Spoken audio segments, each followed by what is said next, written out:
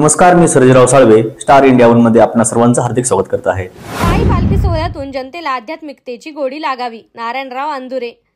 श्री क्षेत्र बालम टाकळी ते शिर्डी साईबाबांच्या दर्शनासाठी पायी पालखी रवाना। बालम टाकळीतून शिर्डी पायी पालखीचे प्रस्थान। शेवगाव तालुक्याच्या बालम टाकळी येथून गेल्या 10 वर्षांपासून ओम साई प्रतिष्ठानचे संस्थापक अध्यक्ष नारायणराव अंदुरे यांच्या वतीने साईबाबांचा गजर करीत साई पायी पालखी सोहळ्याचे प्रस्थान शिर्डीकडे करण्यात आले असून या पालखी सोहळ्यामुळे किमान 150 ते 200 भाविक वर्ग हा साईबाबांच्या दर्शनासाठी पालखीच्या माध्यमातून शिर्डीला जात असतो।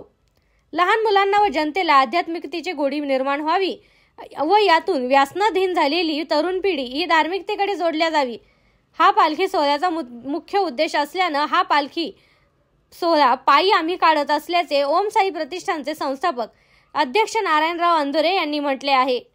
पालखीचे प्रस्थान करतेवेळी सुदामराव शिंदे, सरपंच डॉक्टर राम बामदळे यांनी सपत्नीक साईबाबांची आरती केली। या पालखी सोहळ्यात पालखी सोहळ्याचे अध्यक्ष सोपान कडुळे, शंकरदादा शिंदे, ओमकार अंदुरे, भागवत अंदुरे, प्रभाकर पाथरकर, दिलीप गाडेकर, अशोक पांढरपोटे, भाऊसाहेब परदेशी आदी सहभक्त मोठ्या संख्येने उपस्थित होते। प्रतिनिधी साक्षेक, शेवगाव, अहिल्यानगर।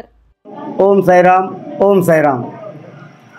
ओम साई सामाजिक प्रतिष्ठान आयोजित बालम टाकळी शिर्डी हा जो पायी सोहळा आहे, हा गेली 10 वर्षापासून आपण बालम टाकळीहून शिर्डीकडे नेत असतो। तर या पालखी सोहळ्याचे उद्देश काढण्याचे एकच की जे आज जे आहेत संस्कार लहान मुलांना लागले पाहिजेत, त्यांना ती गोडी निर्माण झाली पाहिजे आध्यात्मिकतेची, एवढा एकच त्याच्या मागचा उद्देश आहे। आणि 10 वर्षापासून आमचा पूर्ण परिवार, आमचे सगळे अध्यक्ष, उपाध्यक्ष, प्रतिष्ठानचे सगळे सहकारी मित्र हे सगळे हजर असतात। गावकरी, सरपंच साहेब, पत्रकार बंधू या सर्वांचे मनापासून आभार करतो आणि ओम साईराम।